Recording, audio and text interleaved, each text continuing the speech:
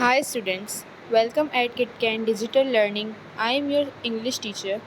Today I am presenting you lecture number 2 and the topic is Unit 2 quiz time from your English book Class 2 published by Oxford University Press.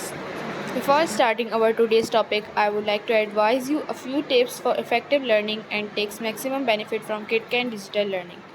Like and subscribe your school channel so you will not miss any video. Carefully listen and watch video from start to end. Find out the answer of the question from the video. You have to watch the video multiple times until you have find the answer. Nasir's class is having a quiz. Look at some of the questions and answer which the teacher has prepared for the quiz.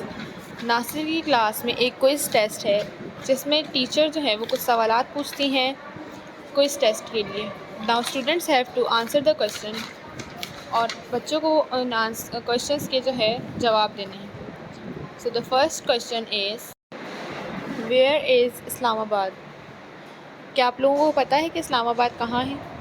Islamabad is in our country is Pakistan. So the answer is in Pakistan. The next question is where is Hanna lake. Hanna lake कहाँ है? Hanna lake is in Quetta. Next question is when was Quaid Azam born. Quaid Azam किस दिन पैदा हुए? On 25 December. Quaid Azam 25 दिसंबर को पैदा हुए. Can we name 4 cities in Sindh. क्या आप सिंध के कोई भी 4 शहरों के नाम बता सकते हैं? सक्खर, खैरपुर, हैदराबाद एंड दादू.